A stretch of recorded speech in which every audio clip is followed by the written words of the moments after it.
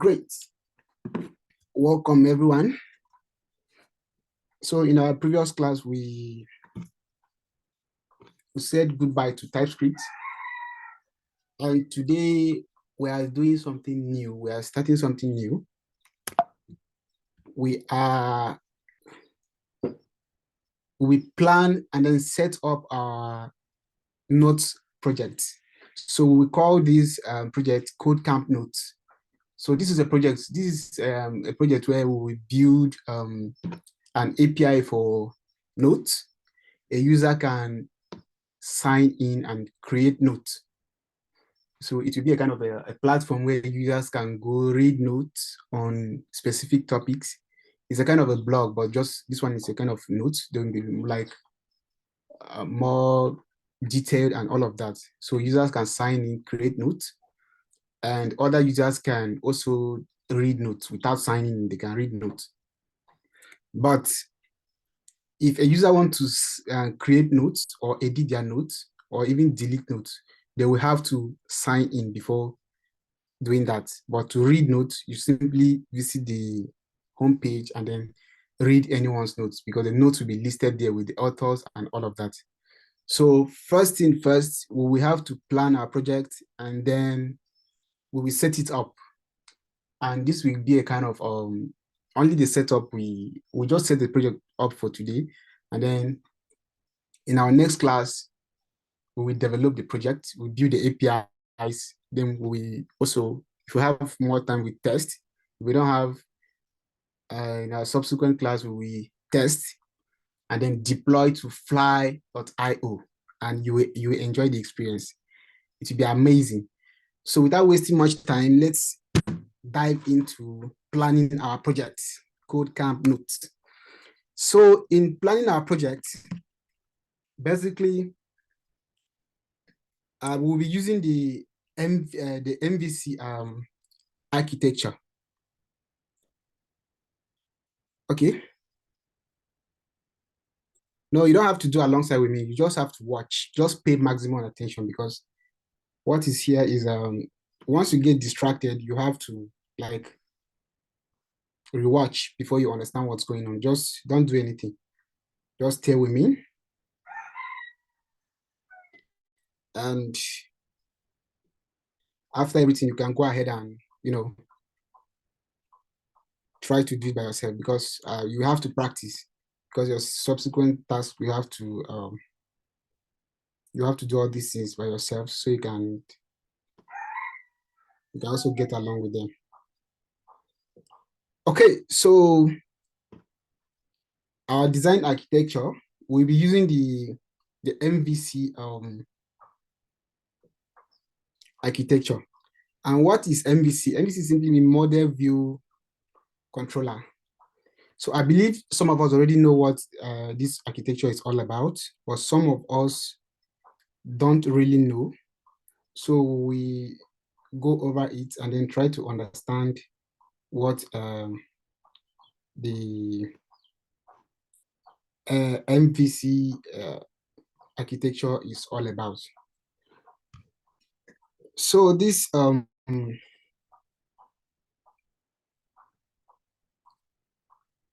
comprises of three components. The model, this architecture comprises of three components: the model, the view, and the controller. And what is the model? So in our case here, the model the model is a component that represents the data and business logic of your application. It's like it manages the data itself, then performs any calculations or operations on the data, and then enforces any rules or constraints. It typically doesn't handle any user interface element directly. It just handles the business logic and all of that. And then we have the view. So in our case, the only view in our application will be the home page, where if a user navigates to the index route or index URL of our app, they'll get to see the home page, because we are not building a full server-side application. We are just building the APIs so that they can be used on the front end to like build the UI. So the view component here is responsible for displaying the data to the user. So it translates the data from the model into a visual representation on the screen. So this includes things like HTML templates, UI components, and how the data is formatted for presentation. So that we have nothing to do with that, but we will just build a simple index HTML page so that when the user navigates to the index route of our app, they will be able to see it. And then they will see the name of our app, KC note, and all of that. And then third, we have the controller. So the controller acts as an intermediary between the model and the view. So it handles user interactions like button clicks, form submissions. Then it interprets those interactions and then update the model accordingly. So it then retrieves the update data from the model and then tells the view how to render itself with the new information. So it receives data from the view, the controller receives data from the view, forward it to perform some operations on it, then forward it to the model. The model will then process it, like read the database or update the file system or update the database and all of that. Then return the response to the controller. Then the controller will forward it back to the model. Then the model will update the UI. So that is basically the model view controller architecture. You can go ahead and read about it, but then when I update the docs, you see more info there. So you can go ahead and then try to understand very well what the benefits of using the MVC. We have about 3 basic benefits. So we have separation of concerns. Secondly, we have reusability, and then we have testability. So separation of concern here is each component has a clear responsibility, making the code easier to understand, maintain, and test. Then reusability, components can be reused in different parts of the application or even across different applications. That is the benefit of the MVC. The testability, it's easier to write unit tests for each component independently. And we'll see that in just a bit. So moving on, we have our project structure. And this one, we are not speaking grammar. We just dive into implementation straight up. So why I implement the project, we will be implementing and then discussing the structure at the same time. So let's dive into that. So I have VS Code open already. So we'll create a new folder, and this one will be 7KC notes.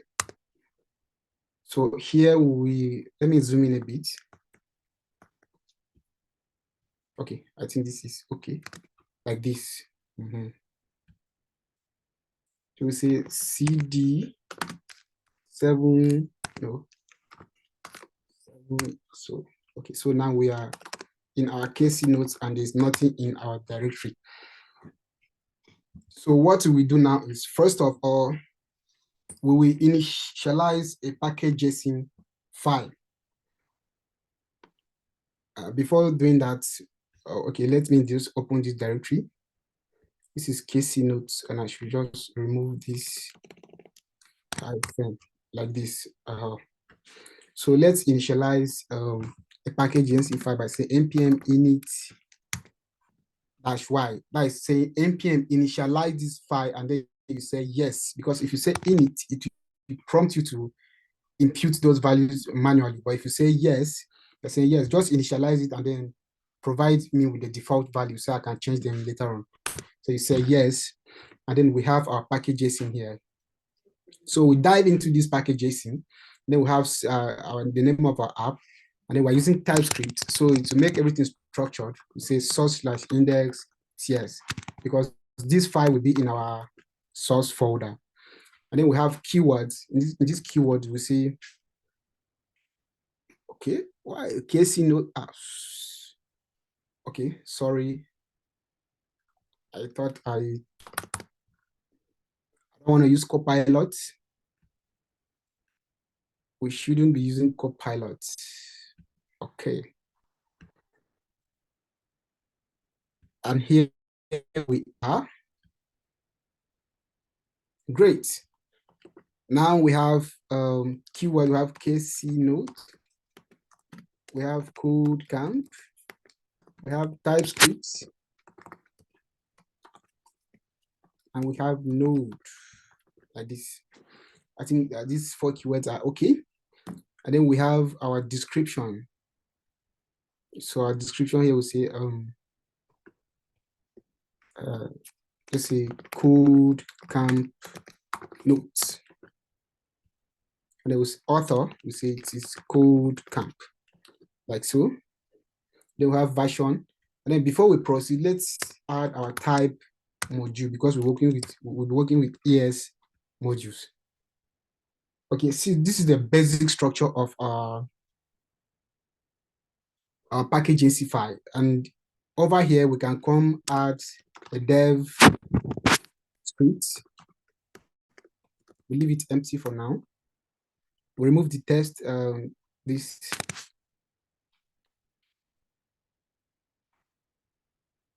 Okay, changing the license doesn't matter for now because we're not really doing anything with this. It's MIT. Okay, but since we suggest change it to MIT, no problems. Okay, since it's open source or open source, I don't know. Okay, we'll leave this empty and then the start script also, and then we'll leave it empty for now. Okay, so now we have our package JC file. Then let's go on with our structure. So that we create all the folders that we need. We start with the docs.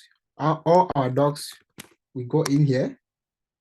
And in our docs, we can add something like database MD. All our database docs, we go here. Then we have another one. This can be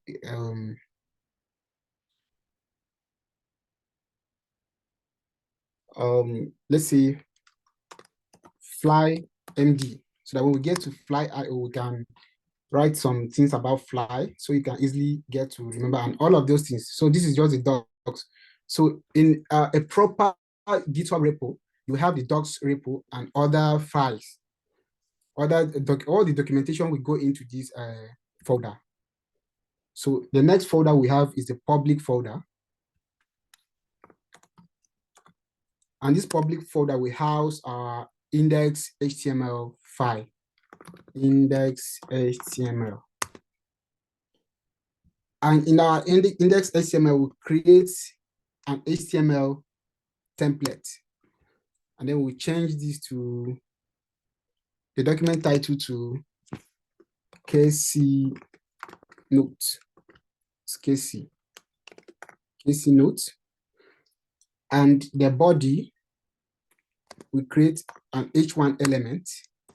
And then we see KC note. And then we can come over to, let's make it more, let's say emoji. Let's grab an emoji here.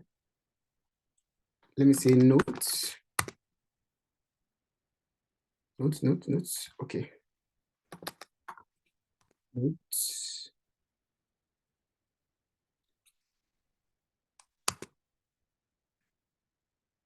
Oh, so it's taking time, taking a little bit.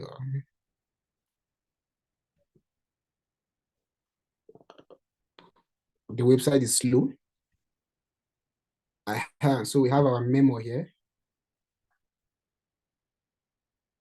Oops.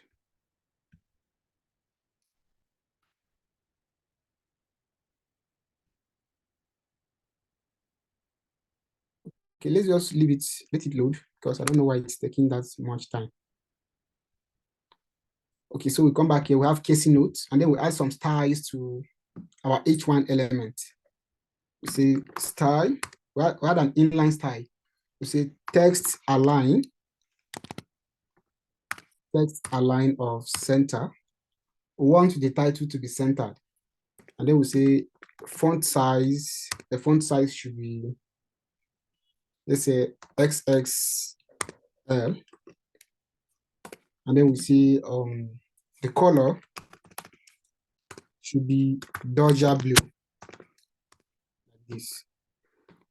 Okay. So now we have our index HTML file. Then let's go live with it and see what we've got. Good. So we have Casey notes. And then here we were trying to grab this note. I guess you should have our results now.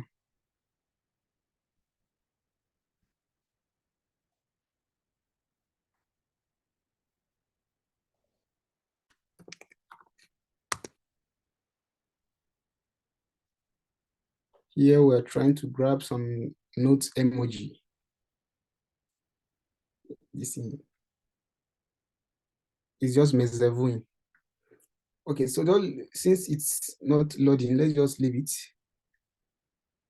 So we have our index HTML page. This is all we need. Let's close it.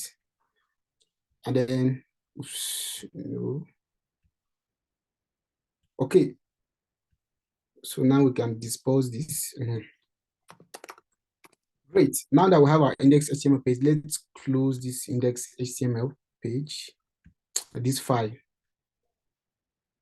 We'll close this database MD and the fly MD. We have our public folder and the docs folder. So the next folder we will create, we will have a source folder as well. Great. I guess I should just copy this. Thank you, Toby. And then bring it here. Great. Now we can go live again and see it once more. Yes, Casey notes. That's great. That's what I want. Okay. So now that we have this, let's create. We have also a source folder and a test folder. We have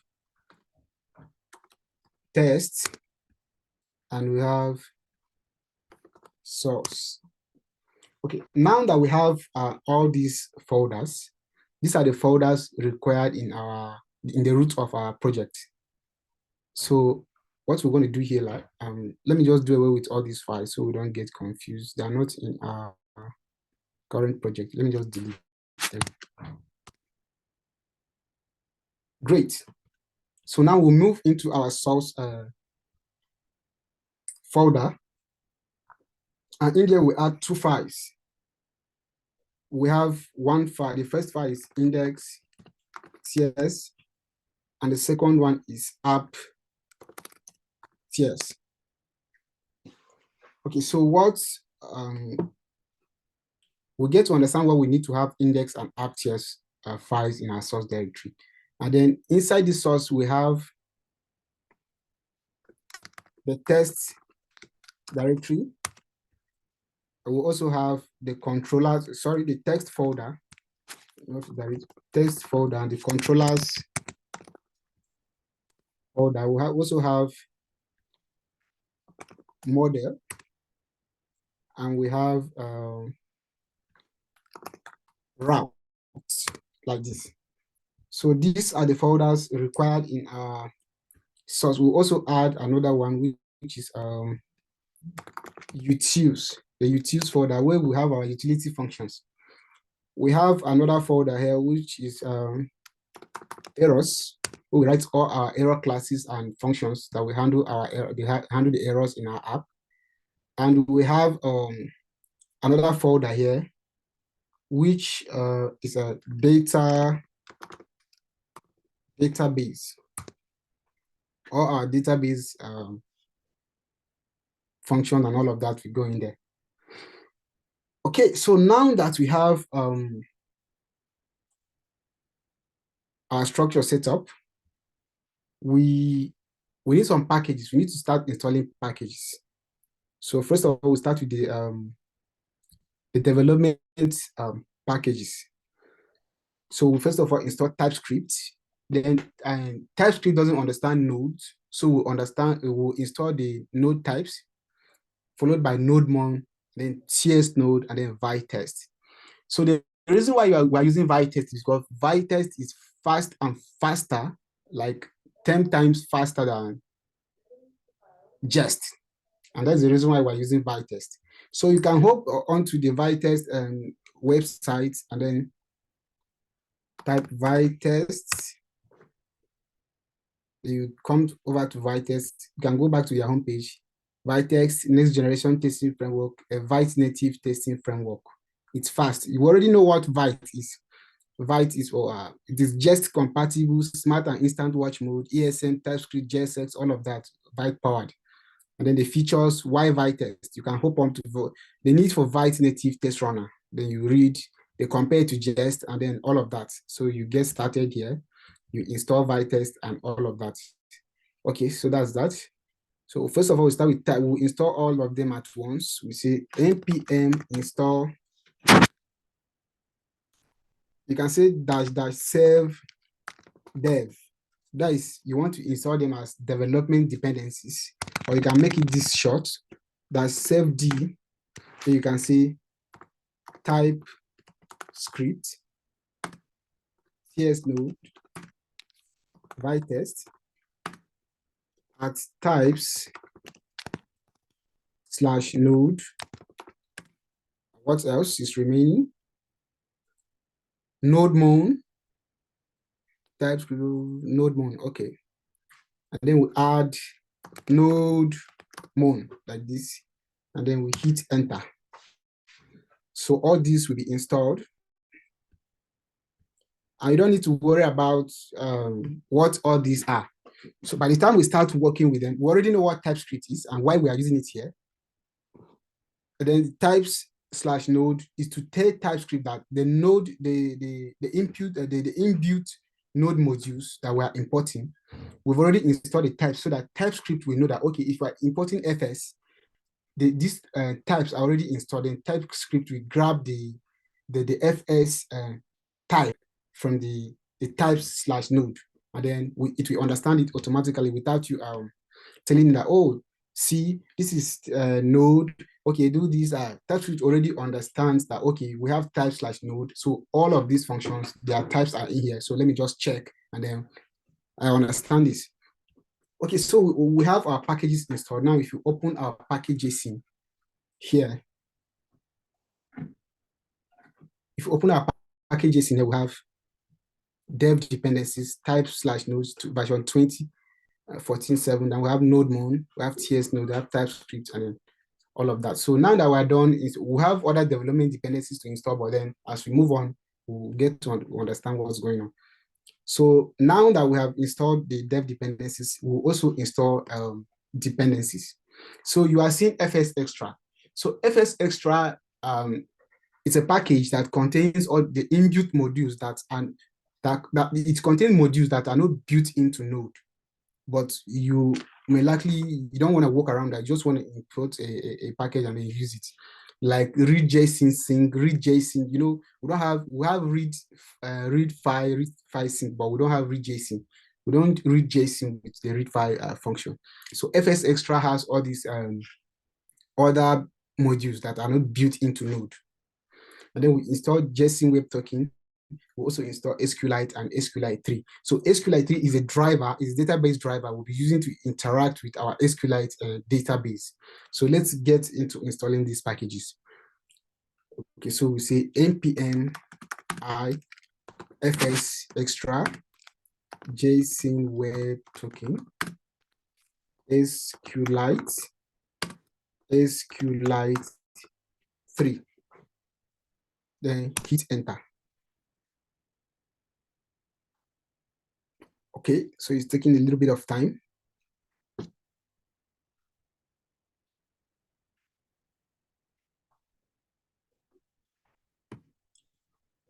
Okay, SQLite is a database.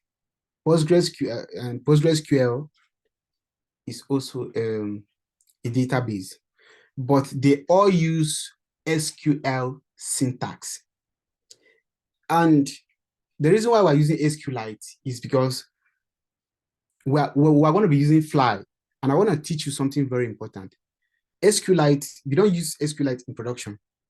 And if you are hosting your app on Vercel or Netlify, you don't use SQLite because they use serverless functions to handle your application. So by the time your application is duplicated, and it cannot sync the SQLite because SQLite is just a file in your file system. The database is not hosted anywhere else. It's hosted directly in your application.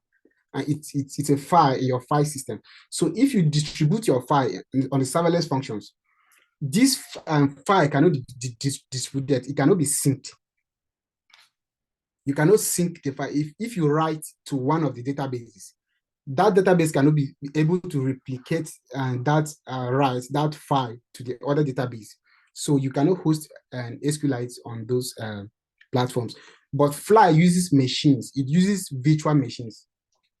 So this virtual machine, it has a package called LightFS. So it supports LightFS. You install LightFS, and LightFS take care of synchronizing and then replicating your database.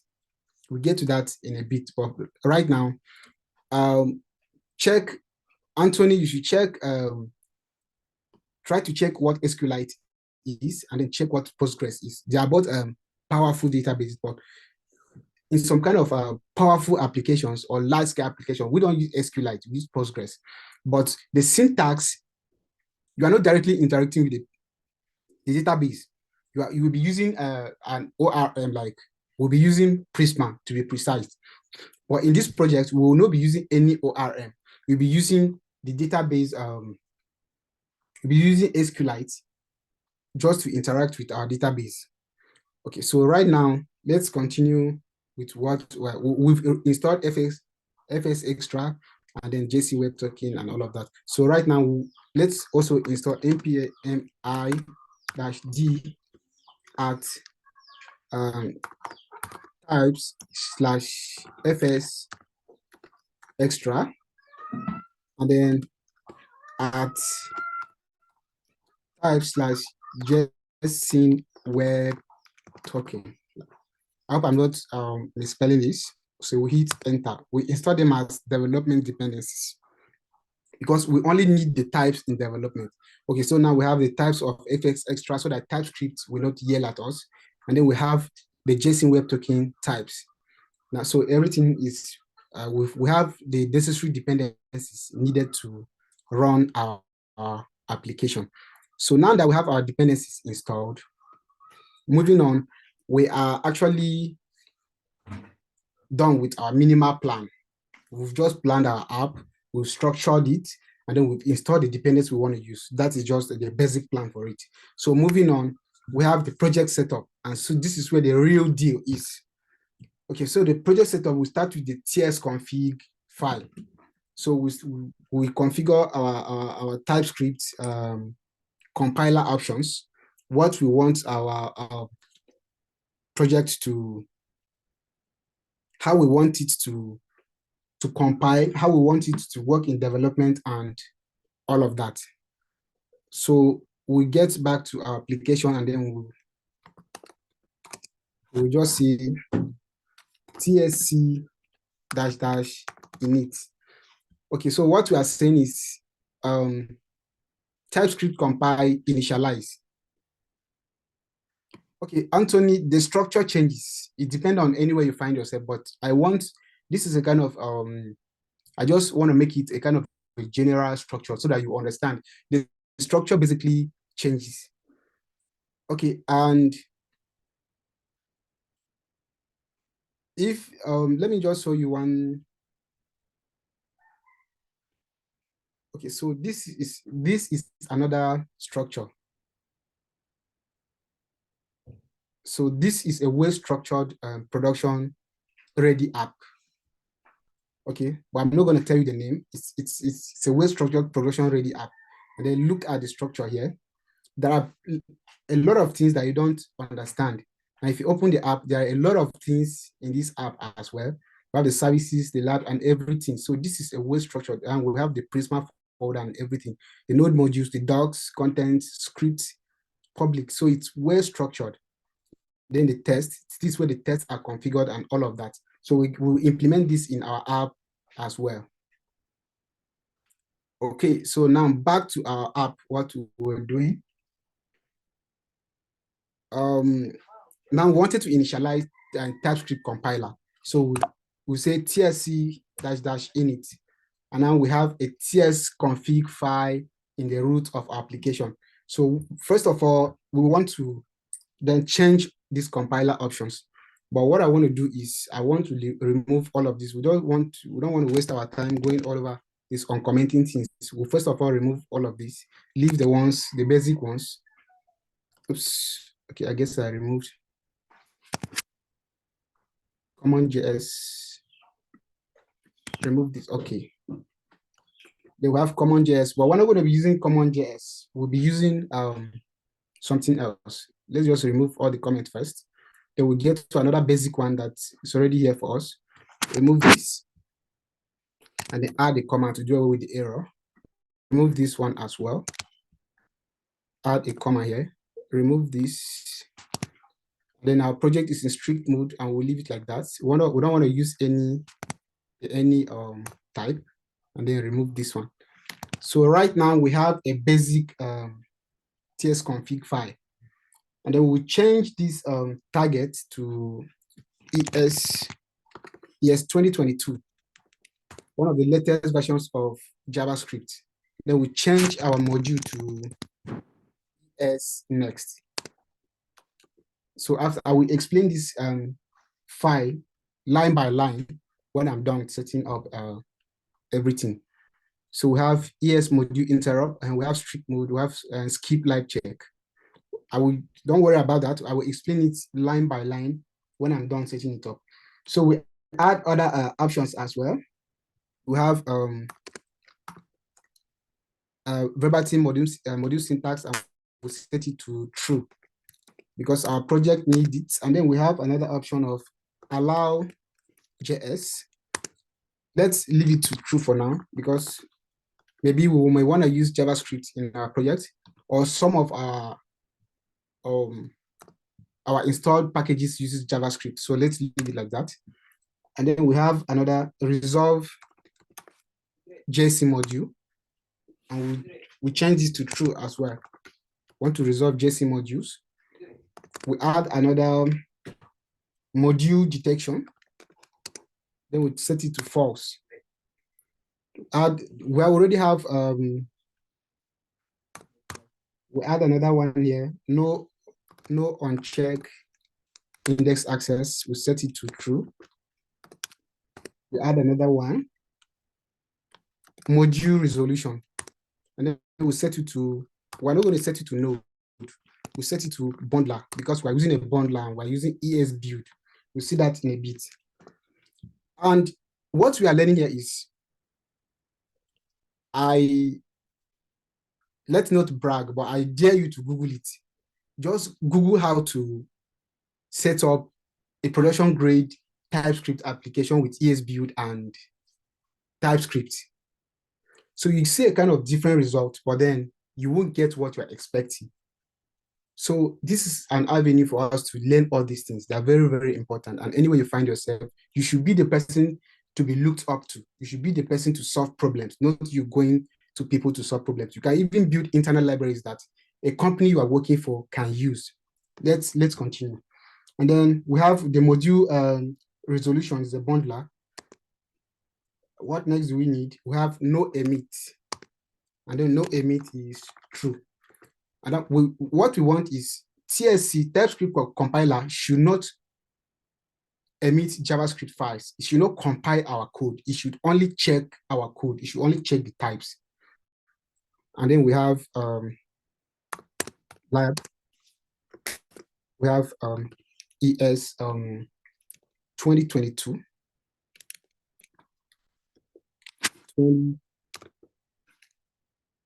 2022, like this. And then we have another one, types. And then we say node. We add the node types to tell TypeScript that, this are present. And then we want to include TypeScript should compile, or it should take care of all the files in our source folder and all the subdirectories in our source directory, and all the subdirectories in this source that end with TS. That means what you are trying to say is, inside of the controllers database and the errors and everything under this source folder, include them in the when you want to bundle or compile, include all these ones. But then we want to also take TypeScript that even though we want you to include everything inside of the source, everything that every file that the extension is TS, you should include it. We also want you to exclude some files. And these files are the node modules or the folders. Let's say node modules. Ignore completely the node module. Do not bundle node modules or include it in your compilation. And then also exclude all the files in our source folder that ends with test TS. We don't want to include our test in the compilation. So we're telling TypeScript to also exclude that. So basically, we now have our TS config file set up. So now it's time to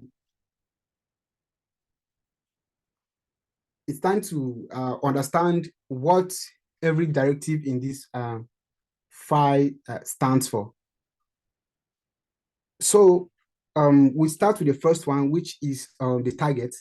So the target option specifies the ECMAScript version that the generated JavaScript file should target. So it is set to 2022, which means the compiled code will be compatible with browsers and environments that understand the ECMAScript feature version 2022. Get the logic. It means the compiled code will be compatible with browsers and environments that understand the ECMAScript version 2022. Okay, moving on, we have the module. So the module option specifies the module system that will be used in the generated JavaScript code. Here it is ESNext, which means, which represents the latest ECMAScript module system. And what is the latest ECMAScript module? It is ESM, the ES module. Okay, now moving on, we have the ES module interrupt. As you can see, I'm picking this one by one, and we are at the ES module interrupt. You should pay maximum attention. The ES module interrupt here,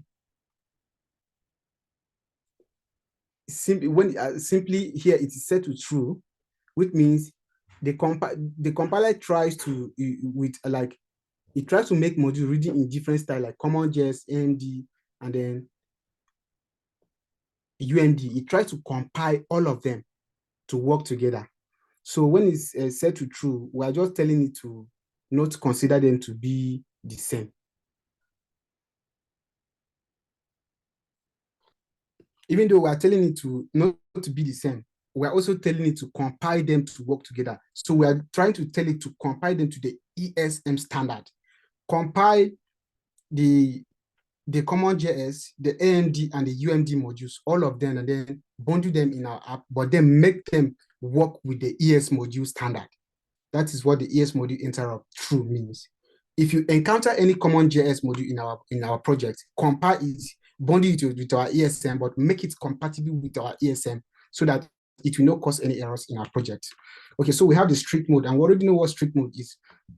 It enables strict mode, which enforces stricter coding practices and help catch potential errors early on. So that's what the strict. And then we have the skip library check. So the script library check here, we set it to true. So we are instructing the compiler to skip type checking of built-in libraries. So we have a lot of built-in libraries here, like the FS Extra, there's SQLite. So we don't want to check their types. We are sure that these people that built these libraries and publish, these people that set these libraries and publish to NPM, they already tested it and they ensure that their types are correct. So we don't want to go around checking other people's library types. That is what the skip live check is. We want to skip the external library type and checking. Then we have the verbatim module syntax. So this one simply allows us, I will not move out of this file. I will just show you something here. It simply allows us to import something like this. Import from FS. Instead of saying read file, we just say import FS. And then we say fs.read file instead of importing the read file from the.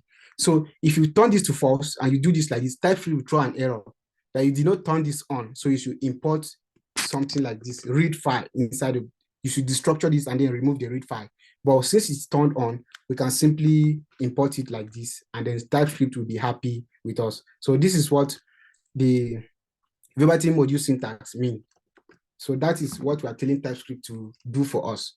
And then I will update your docs. So if anything, anyway you get confused, you can basically check the docs to get to understand. And the reason why I am taking more time on this is because when you get to frameworks like Next.js, everything is being handled under the hood. So all you need to do is your own is to build APIs. You don't even know what's happening. So when you get to understand all these things, when you get there, you can reconfigure things and then get to understand, okay, this is what this means. This is what this means. I can change this to handle this. I can change it to handle that. So moving on, we have allow.js. Okay, we want to allow JavaScript. So we can come here and then instead of index.ts, we can say index.js and TypeScript will not complain. But if we turn this to off, we cannot write JavaScript code in, we cannot declare JavaScript files in our project if we turn it off. Then resolve JSON module here is turned true. And this simply means this should basically resolve JSON modules in our projects. And then module detection here, we set it to false.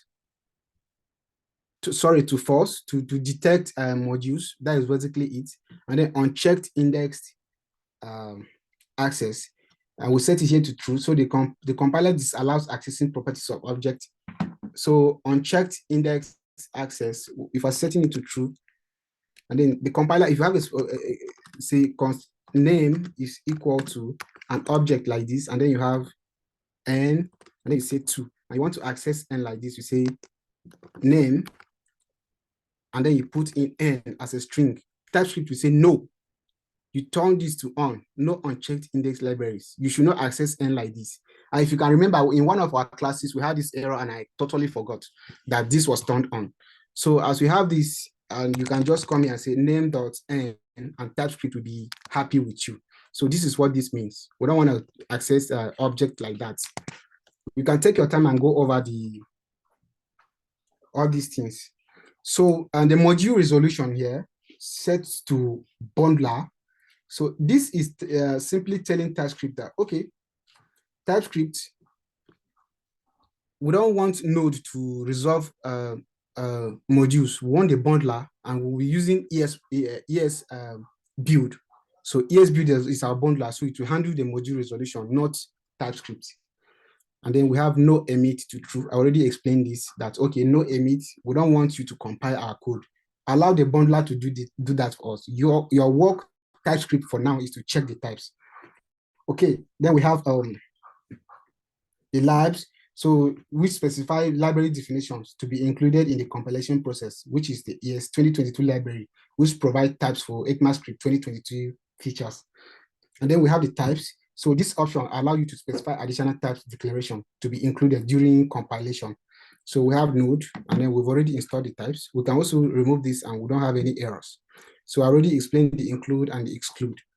Okay, so now that we have TypeScript set up, remember, we are not specifying any out directory or source whatsoever here. We're not specifying it because our module bundler will handle that automatically for us, which is ES build.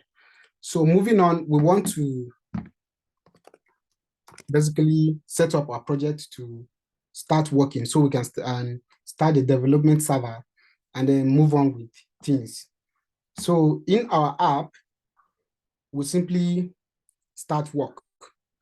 We're not building, but we're just writing some basic minimal code.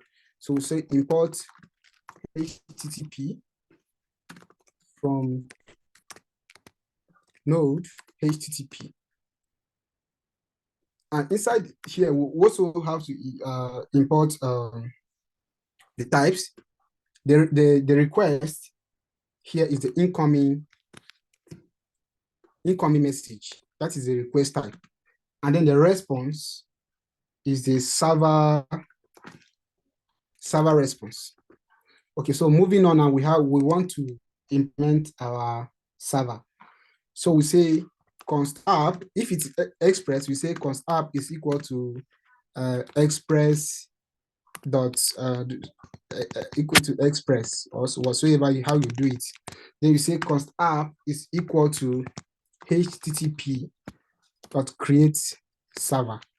And inside of this function, we pass in a callback function, like this. And then this callback function will take in argument of request and response. And then when we try to use this, we come over here. And then in here, we see, we just want to send a simple response, say res right head. Want to send a response of 200 with a content type of content type. This should be in caps. Content type of application JSON. So what is or let's say for now, let's just set a plain text. Let's want to send back a plain text, not JSON data. We just want to send back plain text. Then we'll come here and say res write. Then we'll send back data. We'll say hello KodeCamp. And then finally we will see response end, like this. Then we export our app. And then we can come down to our TS config file here. And then we say no, or we can add strict here is true. No implicit any, and then we set it to true. And then once we set this to true, we can come back to our app.js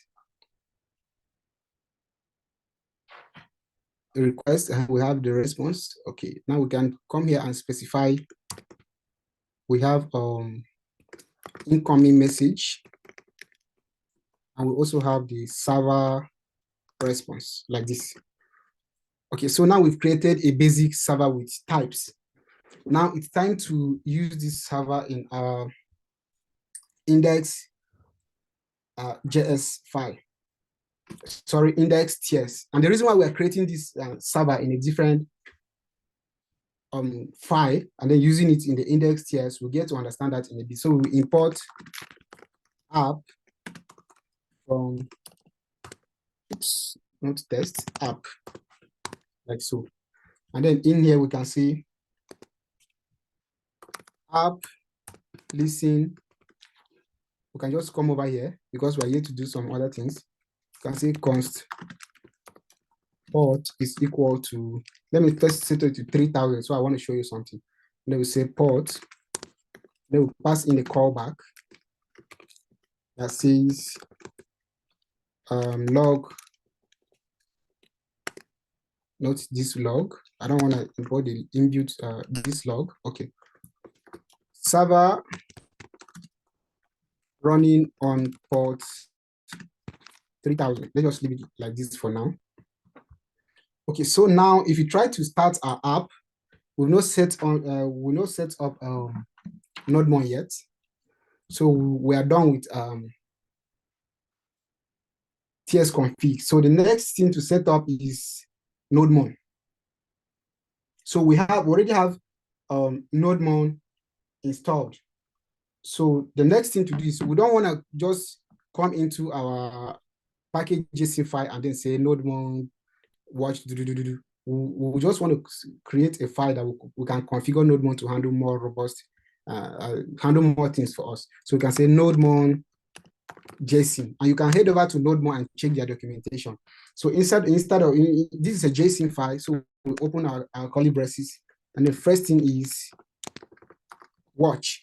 So what we want to do is we're telling NodeMon to watch every file in the source directory, and every file in the source directory and its subdirectories like the controllers and every other thing. NodeMon will watch. If any file changes, NodeMon will re-emit, and this for the file, this server will restart. And here we're also telling NodeMon that inside of this is the folder we want you to watch. Then we want you to watch all the files that end with TS. Any file that end with TS. So if you create a file that end with JS, and then we change anything inside it, NodeMon will not restart our server because we only specified TS. So we want NodeMon to also ignore some files. Okay, we're saying, oh, NodeMon, this is an array. We're saying, NodeMon, do not watch file in our source slash, that is, we do not watch our test files. I already explained this. Any file that ends with TS in the whole of our application, do not watch it. So if anything changes, do not restart the server. And then we also say node modules. Do not also watch our node modules. Any file that changes, node modules doesn't change, but if node modules will watch this will be a whole lot, because we have a whole lot of packages in our node modules. So we're telling NodeMon not to watch this. And then we also want to tell NodeMon that, okay, while you are watching this, what we want you to execute is this. Okay, this is a string, string literal. And then we want you to do this for us. So we want you to execute TypeScript using Node, but we don't want you, Node doesn't understand TypeScript. So the loader we want you to use is this. We'll specify our loader for you. Use TS node for us. Execute node on this file, but do not use node loader to load this file. Use the TS node loader, and then the package in the TS node is ESM.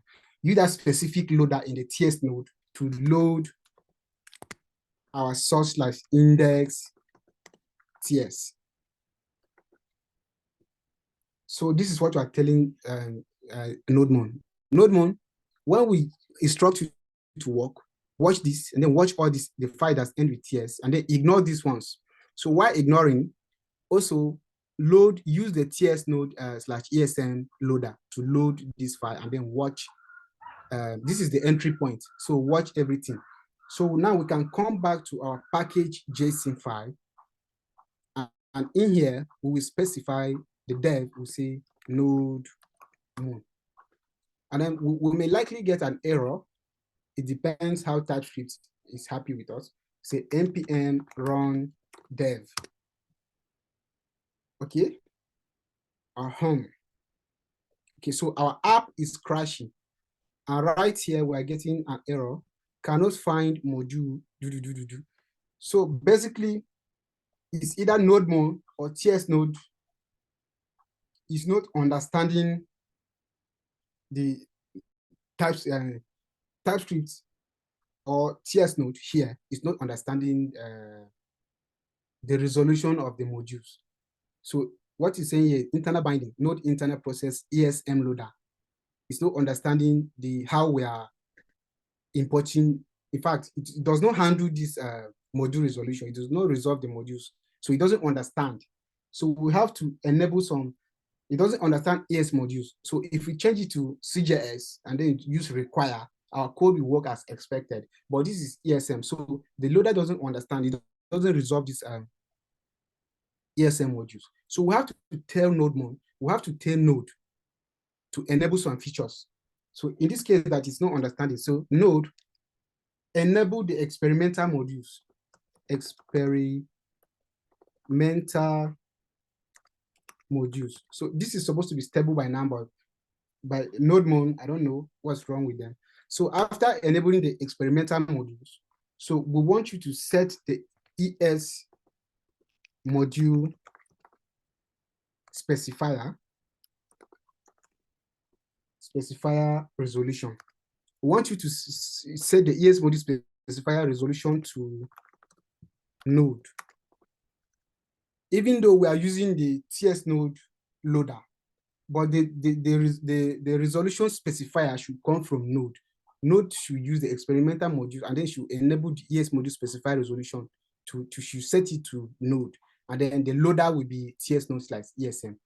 But the resolution, node will resolve. This is in development. In development, node will handle resolving the modules, but then the loader TS node will handle loading the modules. So let's come over here and then try something again.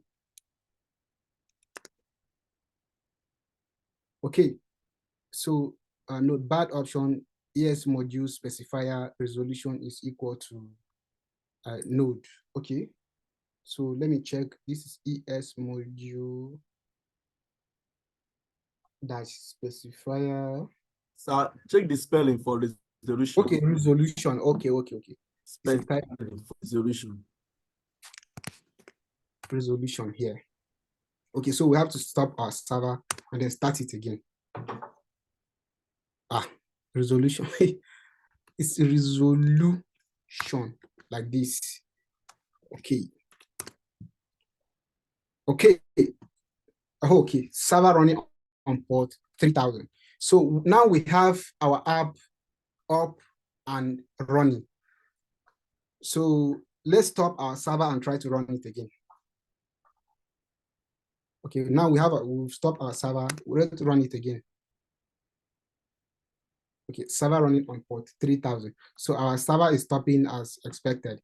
But if I get the error, I'll show you what I want to show you. So now we have our node set up and it's working correctly. So now if you run npm run dev, our development server is up and running. Okay, so now that we have a node set up, we will proceed to npm run dev again. Okay, so it's working as expected. But then we'll proceed to setting up what next? Setting up our database. So now that we have node set up and our development server is up and running, we can go ahead and develop our project, but we have other setup as well. So what we want to do is to set up our database. So we navigate to our database directory, and then we create two files. One is our database and one is our okay, now that we have node set up and running correctly, and while the class is ongoing, if you have any questions, you can basically raise your hand. You can basically raise your hand or type in the chat and I'll check it out. Okay, so now that we have our node set up, we have to set up our database.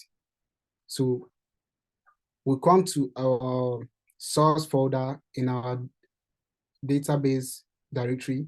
We create a new file, SQLite DB, like this.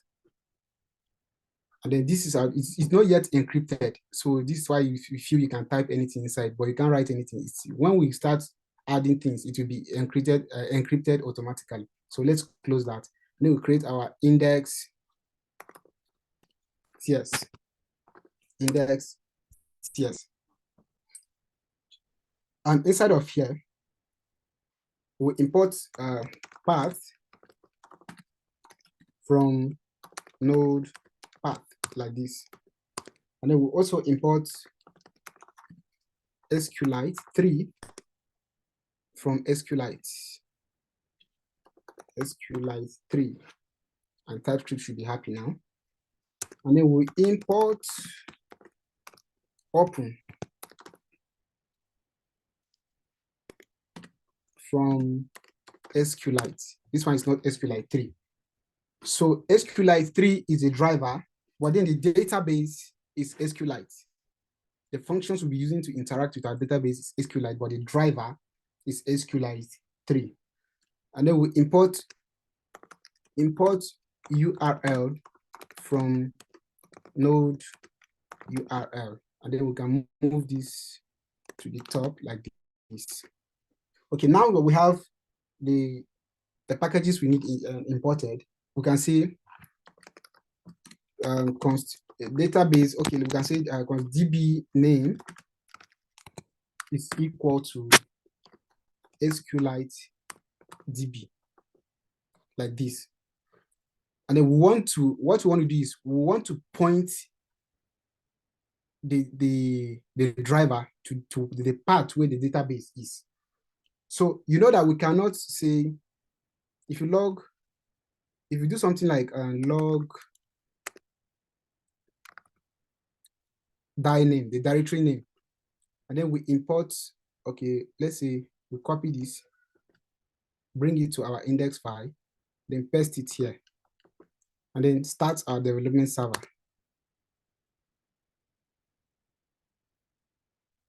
As you can see, reference error. You get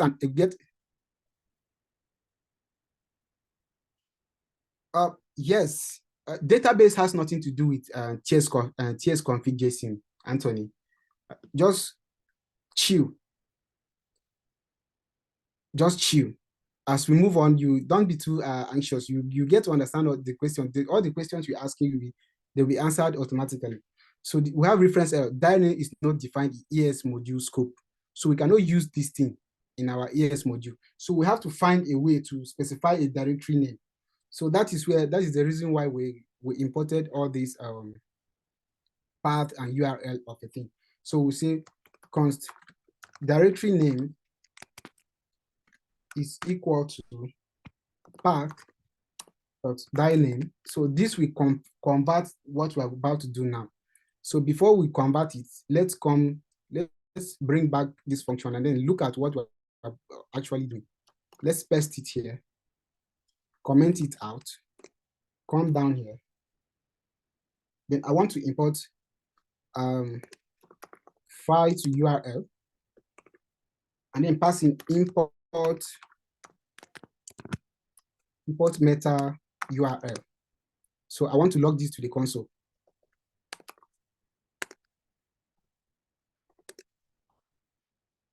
Okay, now I think our server is still running. Okay, so look at this here. I guess you can see it.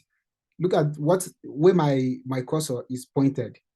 As you can see, it is the complete path to this file, to this index.ts file. And now, when we want to use this path, that directory name, we want to convert this. Okay, we also import path from Notepad like this.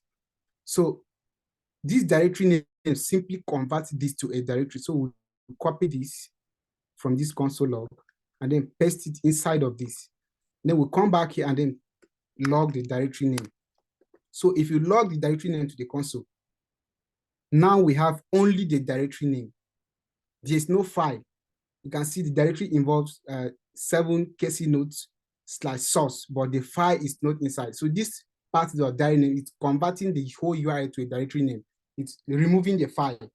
So this is what we want to do. We want to get the directory to our database. So I just want to show you how this is working. So let's copy it, bring it back here, and then paste it to where we want to use it. But then we're importing path URL, but not file URL path. So we'll say URL dots. We're accessing the file from this inbuilt module. So now we are getting this error, experimental warning on our console. EX experimental loader may be removed in future. Instead use register. But we don't want to use register, TS node, path to file whatsoever. So we will come over to our nodemon. We'll come over to our nodemon here, and then we'll specify a command before this node. So what we want to do is we don't want to see errors. We don't want to see errors when we run nodemon. So we say node no warning. What node no warnings, then we say is equal to 1. So we are simply telling node that, okay, stop emitting warnings. Now, if we stop our server and run it again, okay, now we don't have any warnings. We just have the command here, starting node, no warnings, and this is the command the nodemon is executing. So there are no more warnings, and that is sweet, so that our console will look more cleaner. So coming back to our file, what we want to do is access our database. So we want to create a function that opens our database before our application starts. So before our application starts, we want to open our database and then have access to the database to interact with it. And then when we stop our file, we also want to close our database. So basically what we'll be doing here, we'll say, first of all, we'll say, let our database, let DB, and then we specify the type for our database. I will come over here, we import the type from SQLite. So what we do here, we'll say database, and then we specify, it has three other SQLite 3 dot database, and then another generic type of this is a generic database, generic type, and then SQLite 3 dot statements. This is the return type of our database. You don't have to understand all these types that they are built in.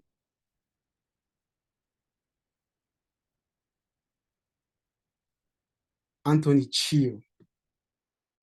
We are still ongoing. Chill. We're not done first. When I'm done with this file, you understand what it's all about. Okay, so now we have export async.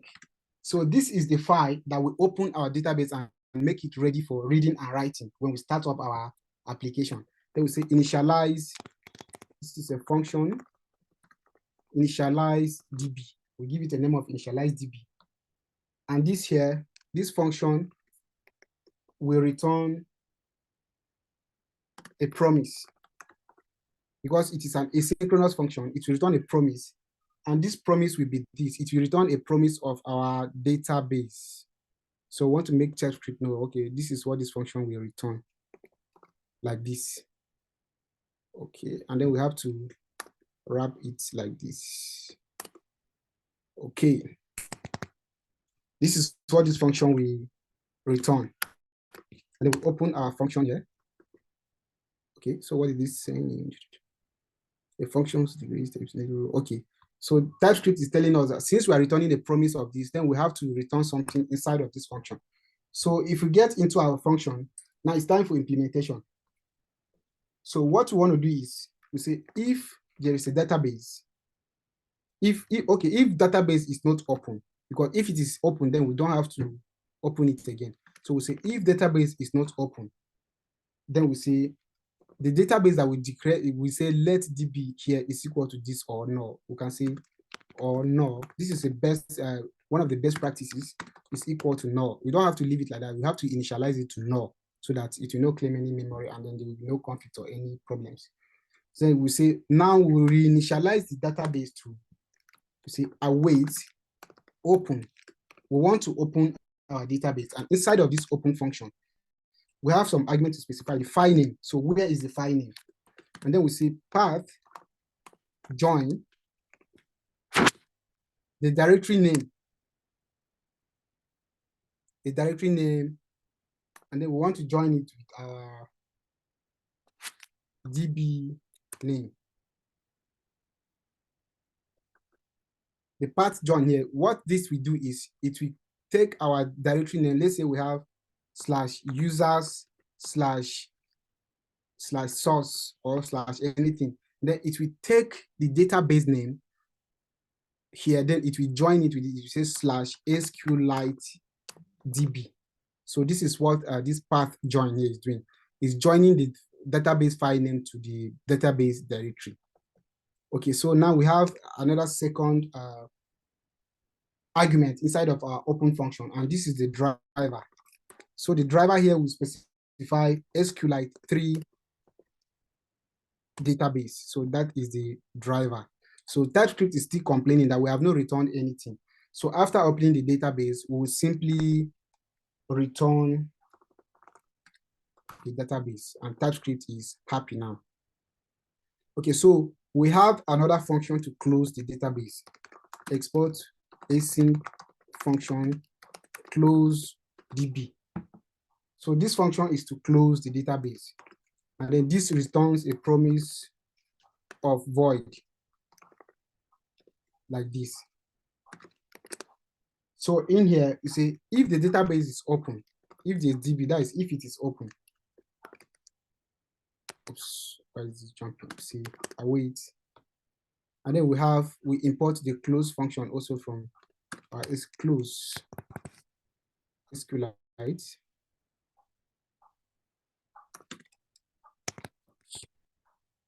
Okay, nope. It's on the database. Okay, we say if the database is able to say await DB close, we close the database before stopping our application, and then we set database to DB to null, so that our application will know, okay, DB is now set to null, and then we log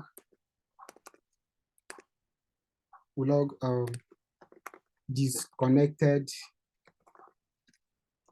from database. Okay, so Anthony is anxious and he wants to know what's going on. So let me just throw more light. What we are basically doing here is we don't want to leave our database open when our application is not running. We want to close it. So once we start our application, our database will open and it will be waiting for read and write. So once our application has stopped, we want to close our database so that our server will not be stressed. We don't want to stress our server. So we want to close our database. So when we want to start our application, we call this function. And when we want to stop our application, we call this one to close the database.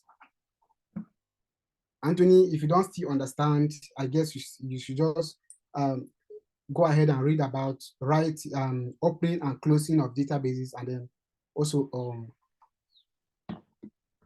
writing databases. So now it's time to use this in the index index.ts file. So we can come over to index.ts file. So before starting our file, we can say init.db, and then it will be automatically imported from the database for directory. So init.db, and then we call the function. We say dot then, because this is an asynchronous function, basically a promise with syntactic sugar. So we pass in a callback function here, and then we say dot catch. And then if we try to open our database and we basically encounter any errors, we grab the error here, and then we say the error is of type unknown. And then we grab the error here, and then we see error. We want to log the error to the console. And then we see failed to connect to DB, like this. And then we exit with process exit 1. We exit our application with the status 1, indicating that the application encountered an error. So all execution will stop. But if we don't encounter any error, we see log connected to DB. Okay, now we can see server running on port 3000, and we have connected to DB. Okay, now we can, but we don't have any way to stop our, okay, we can see error, then we log the error here. But we don't have any way to stop our database anytime we close our application. Okay, so now application is connected to our database, but we're not ready to read and write from our database. So now we have not installed .env. So how do we read environmental variables so we can come back and implement our close database function? So we will create another function in the utils file, and then we call it load env ts. This function will be used to load our environmental variables. It will imitate the .env package. It will imitate the .env package. So we'll say import fs from node.fs. This one is normal TypeScript, JavaScript thing. Say import path from node path, like this. So we'll come over here and then we'll say export. Okay, let's stop our server, because anytime we change a file, NodeMon will rerun, because we told NodeMon to watch everything in the source folder. So export function load env So what we want to do in this function, we say the env path is const env, the environmental path is equal to path join process.cwd. We want to get the directory of the env file, say env. We're telling we're getting the directory of this file, then joining it to the .env, so that this will correctly get the path for us without doing .dash, then trying to locate where the .env is. But before moving on, let me create file .env, and inside here, let me say port is equal to 8080. Let me say secret is equal to some random test secret, like this. And then let's continue with our load env function. Okay, so now we want to read the env content. So const env file content. Okay, let's see, env file content is equal to fs read file sync. We want to read it synchronously, and then we say env path, and then we say encoding is UTF-8. We want to read the file and then interpret the content in a human readable form. So we're using UTF-8 explicitly. And then what we want to do after reading the file, what do we want to do with the file? We want to get the contents, and then we want to get the values of the keys. So we say env content dot split. So we want to split them at the end of each line. When you took a look at this file, that /n means new line. So this is where the /n is located, but we can't see it. This file is appended with /n. This is a new line. So we want to split these files where everywhere there's a new line. So once you split this, we want to say for each line, for each of the line, once we split that, we get a line. Then we say for each of the line, we want to do something. What do we want to do with each line? We say const, we destructure the key and value from the array. We destructure this line. We further split this line, dot split. This is equal to, and then what I want to do, okay, let me see log, let me log line here, and let me come down here and say log key value. And let's come back here and then import this file here. Say load env, call it here, and then start our development server.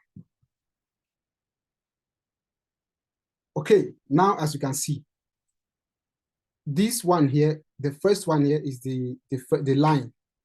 Let's go back to our load env file and then say lines, and then we say key value, like this. Now server will restart.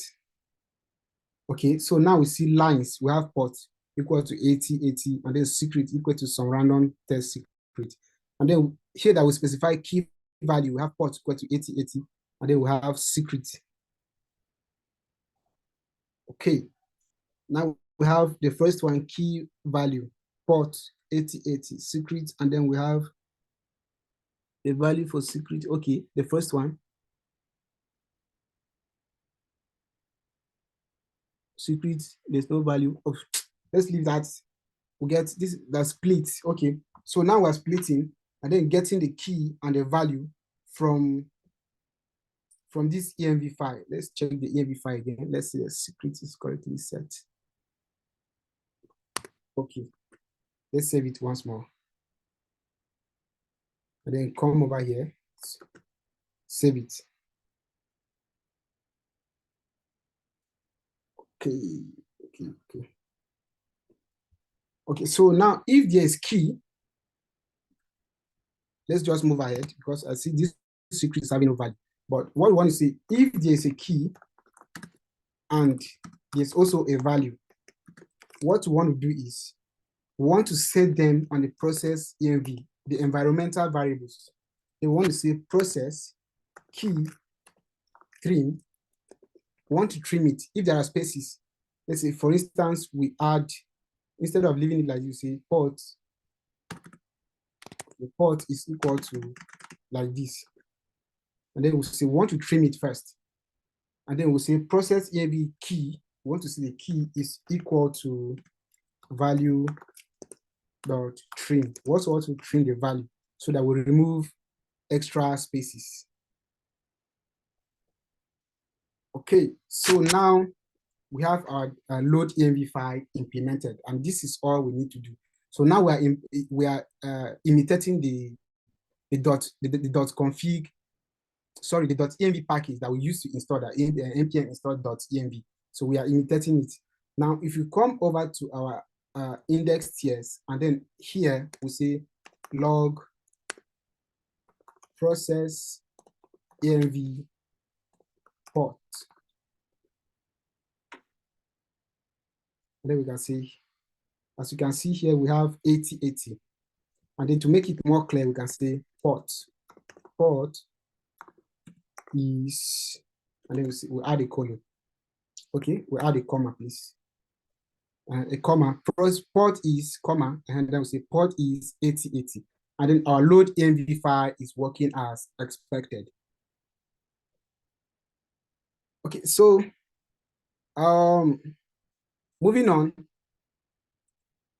Now we've imitated the .env package. So moving on,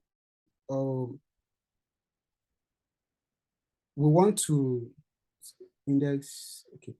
Now we want to modify our file. So if at all we have an error, I don't know what type of error to cause that our app will crash. Let's say poor, like this. I want the app to crash. Okay. So we're getting an error here. And then I want to stop this app because there's something I want to show you. I want to start it again. npm run dev.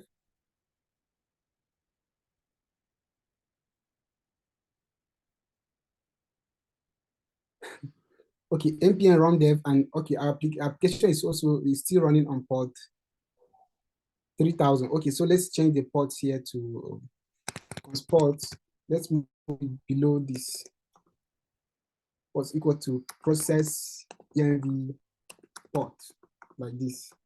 And then now if our app restarts, it will show.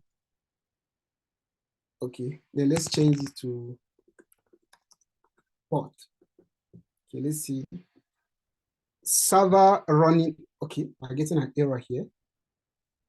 Error event on server instance.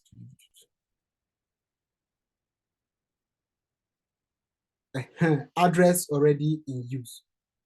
Okay, so now we're getting address already in use. The reason why is because when we press Ctrl+C, I'm stopping the server by pressing Ctrl+C. And then when you press Ctrl+C, you are sending a SIGINT to the system. So this SIGINT will stop the app, but then we are not correctly shutting down the app. So we need to go back to we need to come back here and then re-implement things. So how do we do this?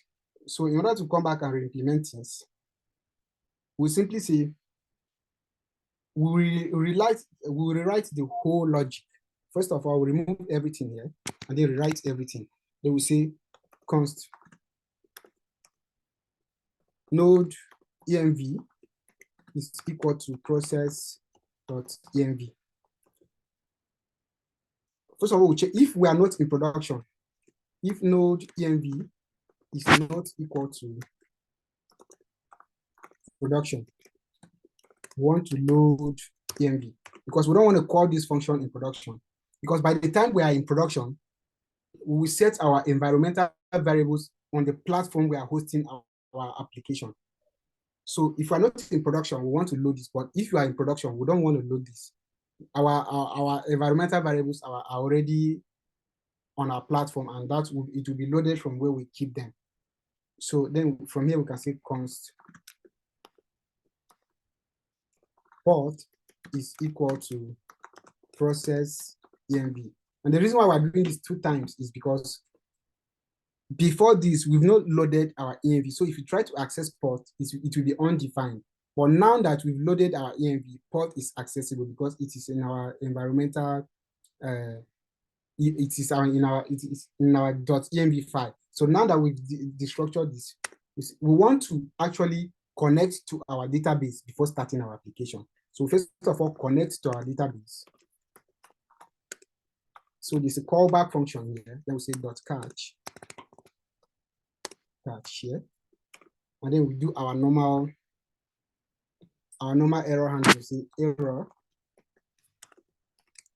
So log the error to the console with the message failed to connect to DB, and then we say error like this.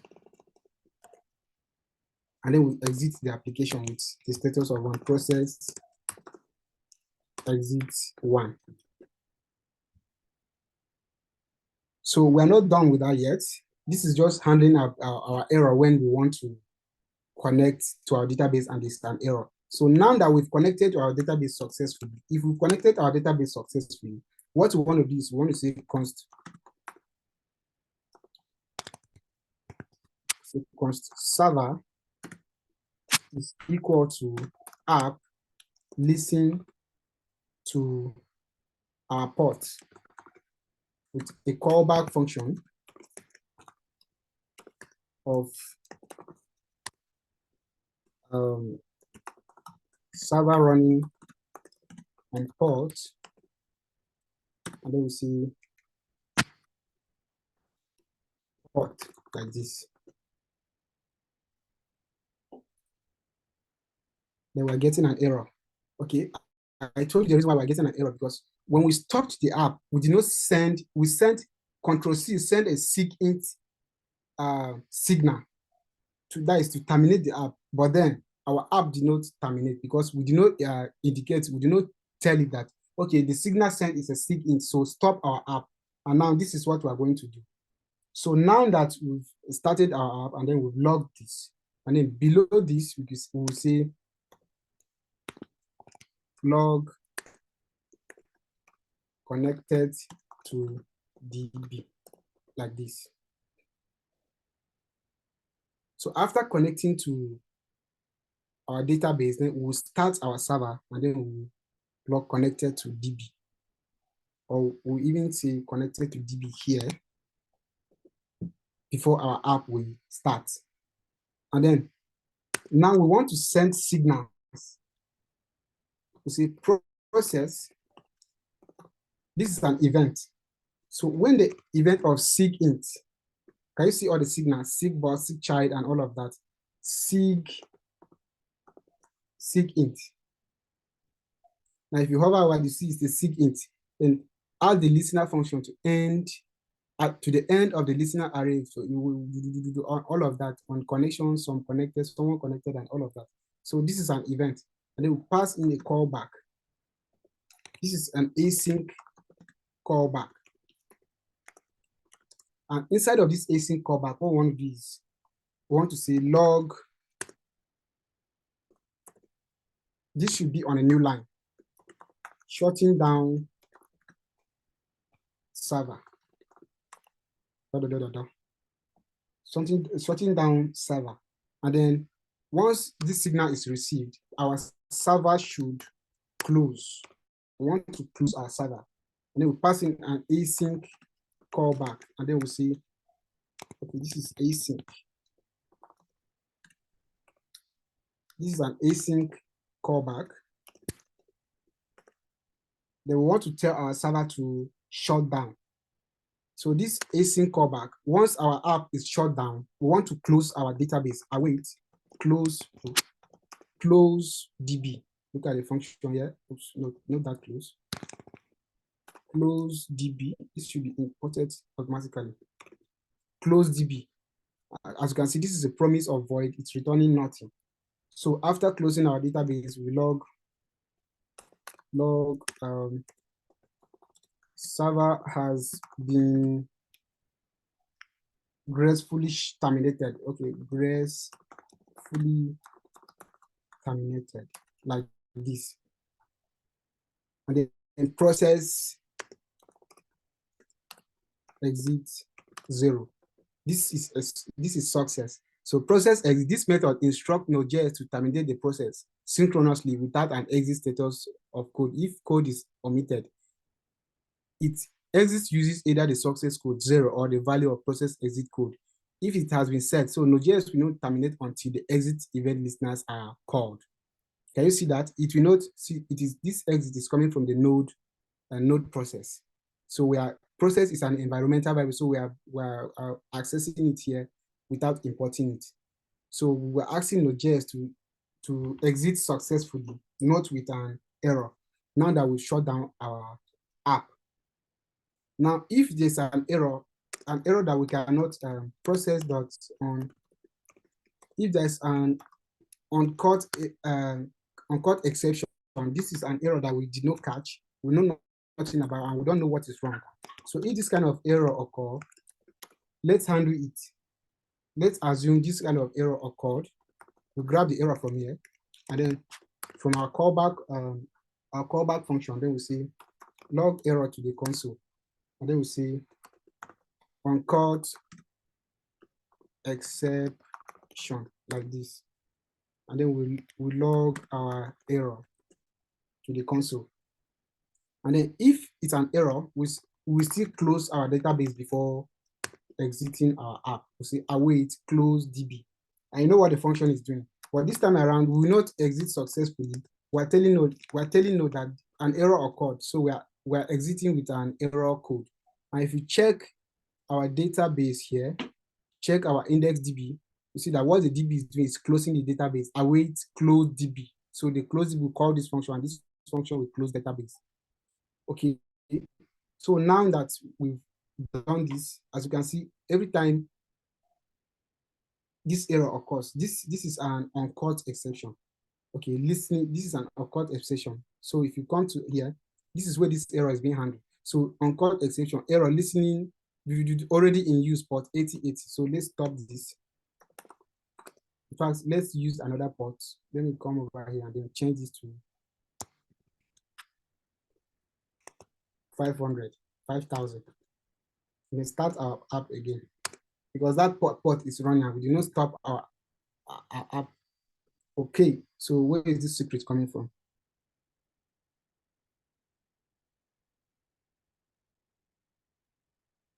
I can see I'm logging secret.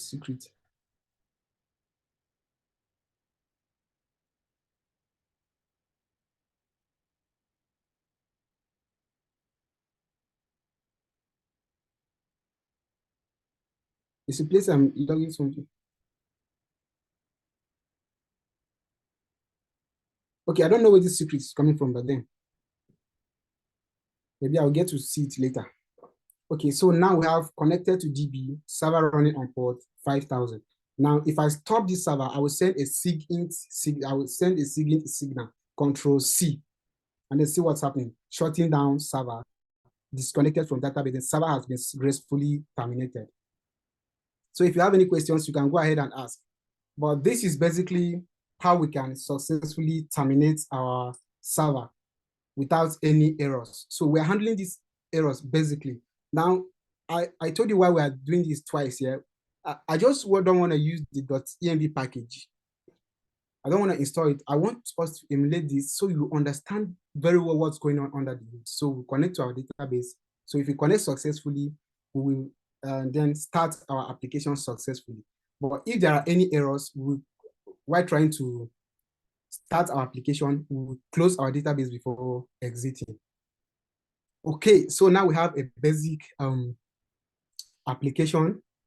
We have our database minimally set up, where we can be able to open our database database and interact with it, but now we are just setting up things. And then we have our SQLite database. It is not encrypted because we've not written anything in it, and we manually created it. So we can basically encrypt it, but that will be later. Now we will continue our setup because we have not set up any tests because we have to test our application.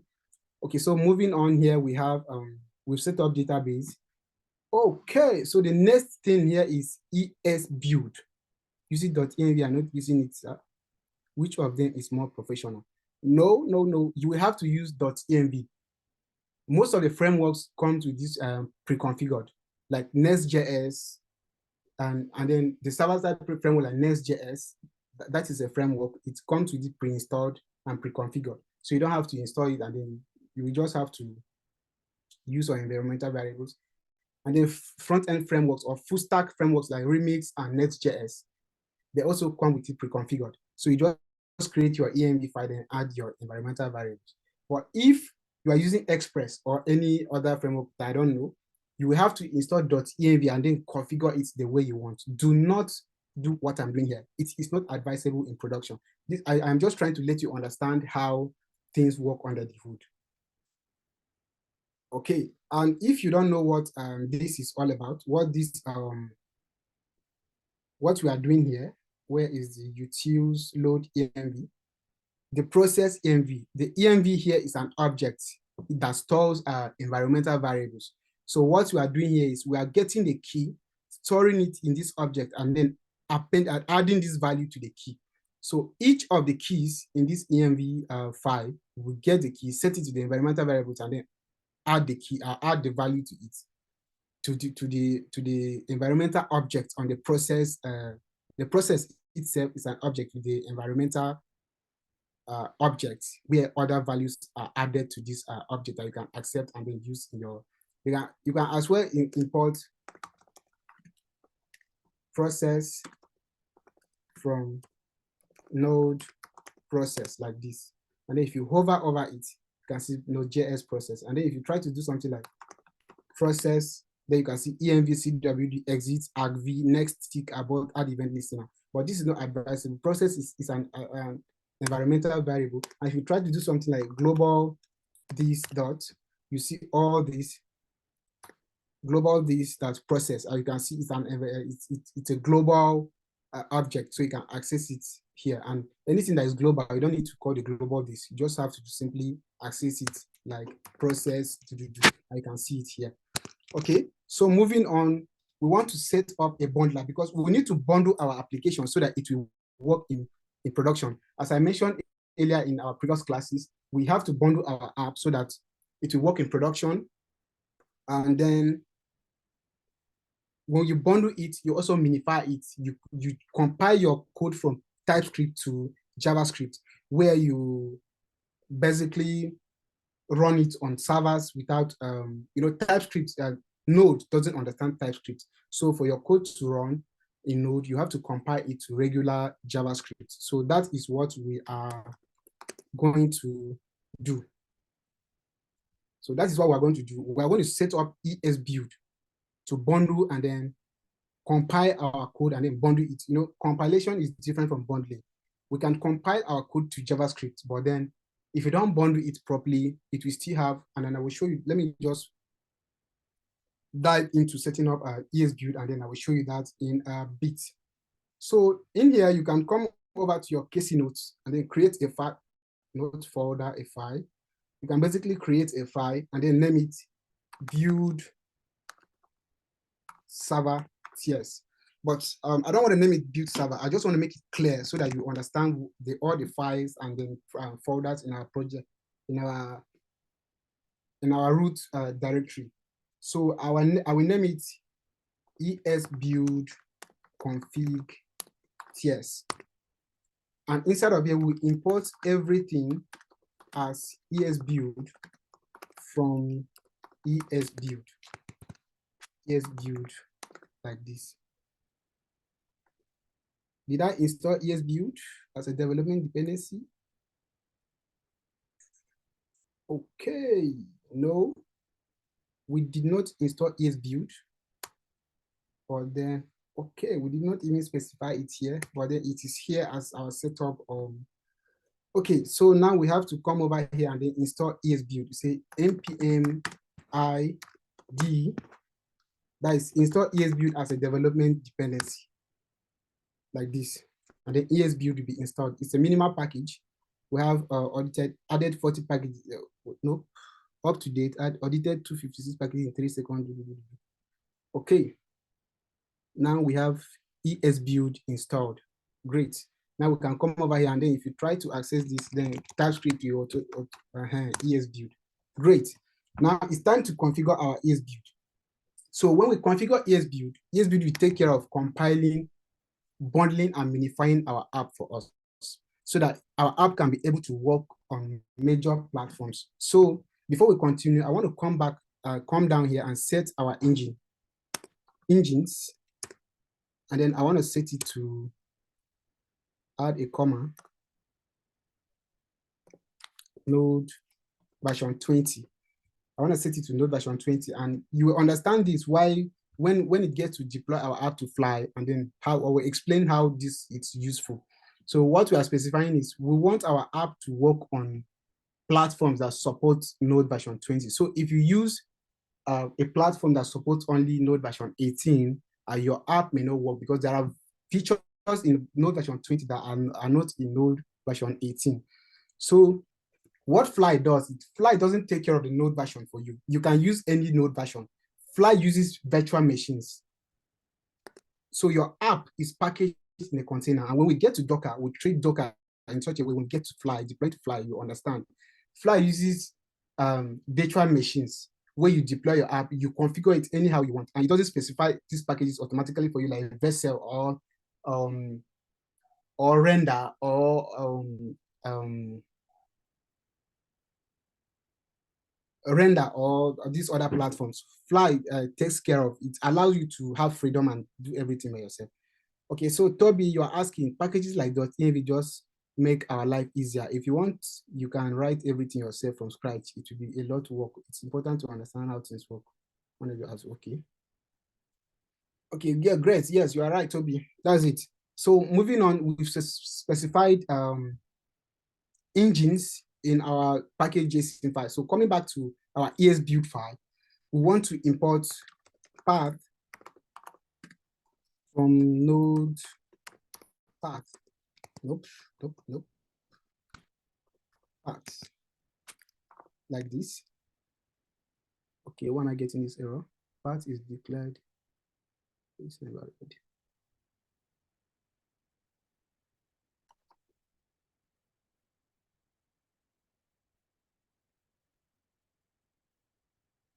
Type declarations. Okay. So why are we getting that error there? Let me remove these types here and then see.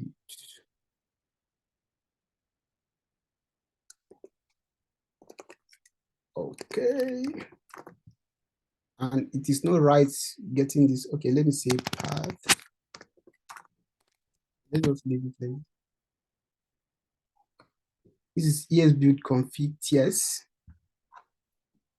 Okay, and this is not right. Oh, why is TypeScript throwing an error here?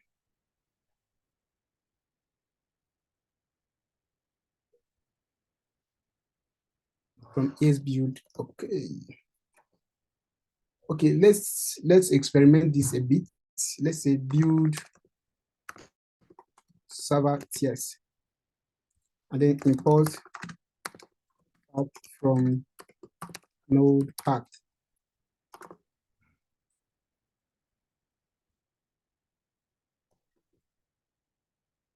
Okay, let's check our TS config file. Include. Okay.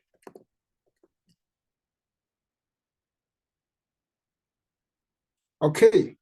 So we were only including the TypeScript files in our source directory. So let's do away with this and then rename our build server to esbuild config like this. Okay. Now we have everything under control and there are no more errors. Okay, so sometimes when you encounter unnecessary errors, you have to go back to your TS config file and then check your configurations. Okay, now we don't even need to include because we've already specified the things to exclude from our for our bundle. So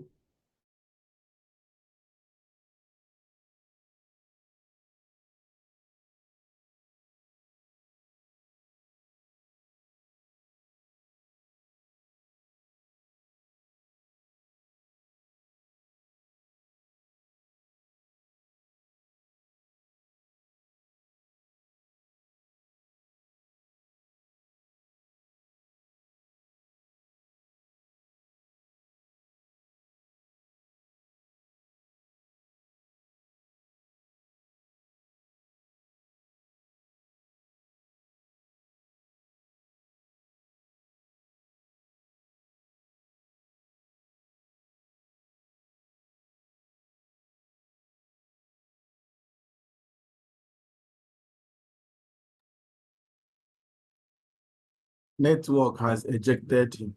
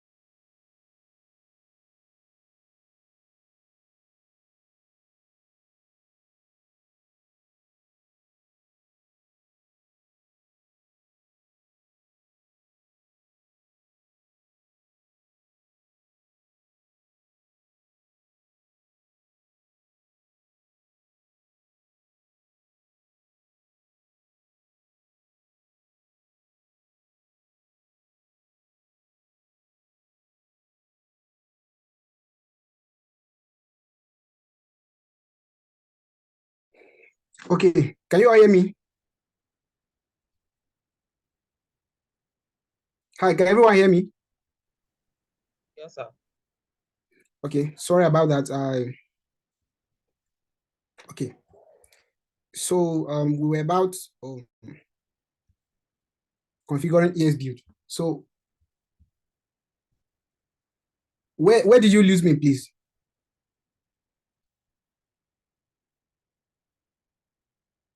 Right here, right? Should I continue from here? Yes. Okay, so we're about configuring ES build. So we don't have much time left, but then let's rush and then configure ES build. So we want to get access to our package.json file. So what we do is say process change directory to, you basically change directory to where our package.json file is, to the root of our project, and then join it to join this file to this the directory so that we can get access to it here. Change directory to where this file is basically. You can change directory to the root of our project and then append this file to it. So this is where we want to read this file. So when this file name is appended to this, it will return the full path to this file. What is this?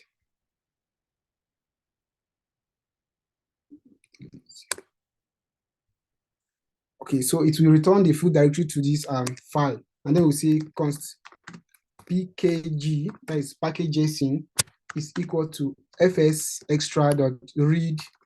Now, as you can see, this read JSON sync is not built in. So that is the reason why, because you say pkg path. We want to read the, package.json is a JSON file. So we want to read it, but we cannot use the fs, the built-in fs, because the built-in fs doesn't have this read JSON sync method. And then after that, we can say await, this is time to build our app. We'll say esbuild.build, and then we pass in our options. First of all, the entry point. We pass in the entry point.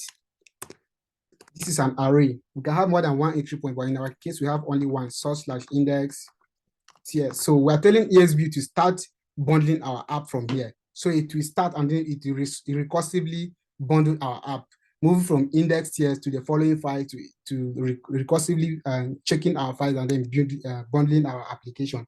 Then we say bundle true. We want ESBuild to bundle our app for us as well, so we can deploy it somewhere where our users can access it. Then we say target. So which node target, which node version are we targeting? So we can say node version 20. We can say node version 16. But then we can change the node version in our package.json anytime, the engine. So this is the reason why we're reading our package.json and then saying the node is pkg engines node, because once we read this, we convert it to an object. So this is our package.json file, and then we access the engines object, and then we access the node object, which has a value of version 20. Okay, so now we're saying use target this node version 20, so that if we change this version to version 16, ESB know, okay, now we are targeting version 16, but now we're targeting version 20. So let's continue with version 20. Okay, now the next option is platform. Which platform are we targeting? We're not bundling for the browser. We're bundling for Node. So we say our platform is Node. And then with the format is not CJS. If you specify CJS, let me first of all specify CJS, so we'll see what happens when we try to bundle our app. And then the source map. Then we'll see what source map is in just a bit. We enable source map so that we can be able to search engines can be able to then all of that. I will show you what source map is in a bit. Then the output directory. Where should ESBuild output our project? Then we say it in the build directory. So ESBuild will automatically create this directory for us and then output our bundled project. And then the external. Okay, let me just comment out this external and then we'll see what will happen if you don't specify external. And then the log level should be info. We want ESBuild to log informative stuff for us while bundling this. Then this is asynchronous. then we can see .catch. If in the process of bundling our app and ESBuild encounter any error, nope, there's no one, encounter any error, and then the error here is unknown. We don't know the kind of error unknown that ESBuild will encounter, but then we say log the error and then exit with an error code so that Node will know, okay, we encountered an error. If in the process of building our app, we encounter any error. So now that we have ESBuild set up, we can basically come to our package.json file here. And then in our build command, we specify in our build, okay, we don't have any build here. We'll say build. And then we see node. Want to execute this file esbuild.config.ts. But then when you come to node mon, as you can see, we're specifying node, but we're specifying the loader here. We say use node to execute this file, but then the loader should be ts node/esm loader. So that is what the same thing we do here. Use node, but then use this loader. And then we say npm run build. And then we're still getting this error. Okay, now we've bundled our app. Then we don't have anything in our app, but why are we getting 39.5 kilobytes? Our app is quite big, quite big, and we're getting a warning here. Import method is available in CJS. Because we are specifying CJS, we're getting an error here. So if you come over to our build directory here, okay, we see that our app is bundled and everything is copied into one file. And then we have our source map. This is our source map. Source map, you don't even have to understand it, and maybe we should just disable it, but let's leave it here. We'll discuss it later. So now our app is bundled. Everything we've written in this application is bundled. Then we have CJS, and we're getting a warning that we cannot use this import meta URL in the one we use in our database, not here. In our database, so we cannot use it here. So let's change this to ESM. Now, if you change this to ESM and we run npm run build, we're getting this error. Now, if you come here, let's copy this. We don't want to get this. Those errors are ugly. So we do say node no one is equal to 1. And then we'll come over here and then add it to here as well. We don't want to get warnings. We're still getting 39.5 kilobytes. But this time, if you open this, we specify ESM, but why is it bundling in CJS mode?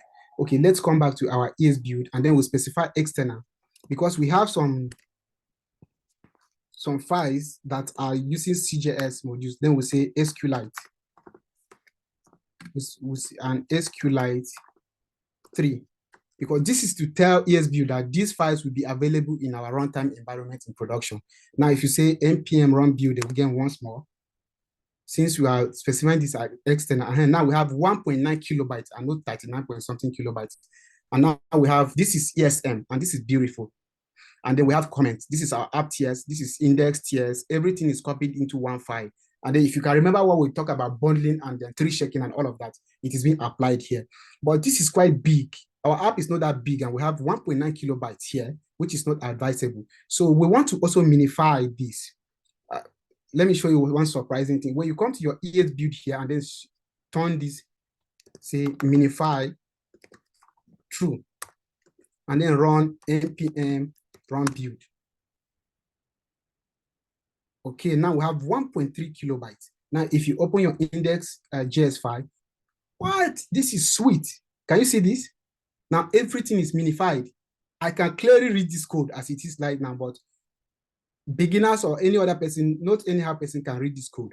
The code is minified, that it is compressed, no comment, no spaces, no long variable names and all of that. It is minified.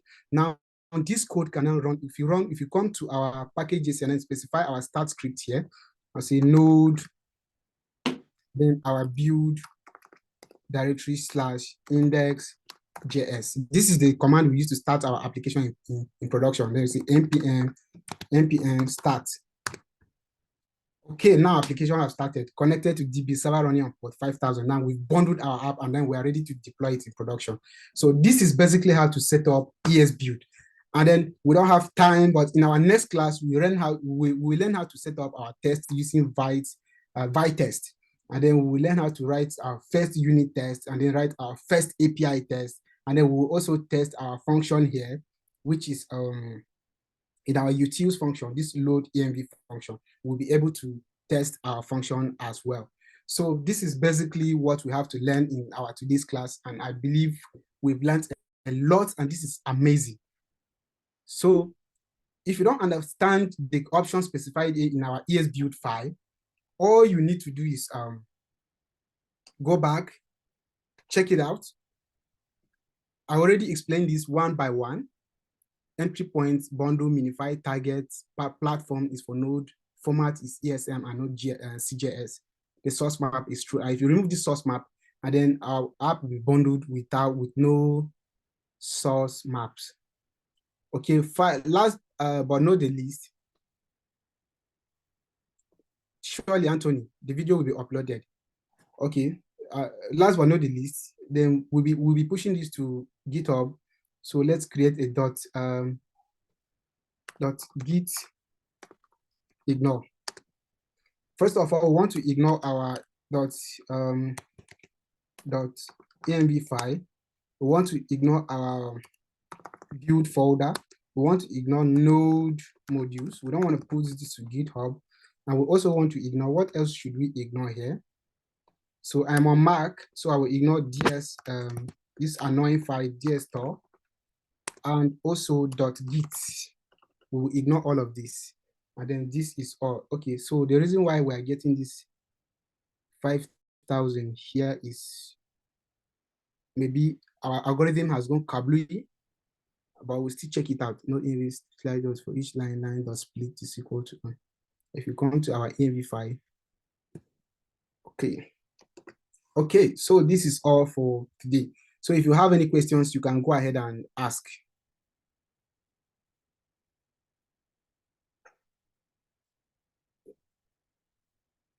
Okay, so for a brief recap, in our today's class, we learned we planned our project briefly. We talked about the MVC model, the model view controller architecture, the project, we set up our project folder structure, we installed packages, dev dependency packages, and then the dependencies, the production ready dependencies as well. We installed the JSON web, well, we've not used the JSON web token, but then we'll use it in our next class or so. So we also set up our project, we set up our TS config file, we set up NodeMon, we also set up our minimal database, we set up ESBuild, and then in our next class, we're going to be setting up Vite. We set up the Vite config and TS file. We set up Vite test UI so that we run our test in the UI. Then we'll test up test coverage, how to test, how we see our test coverage, where which test part of the test we've covered and which we've not. And then we learn how to use super test to test APIs. Okay, someone raised, Toby, who raised their hand, please?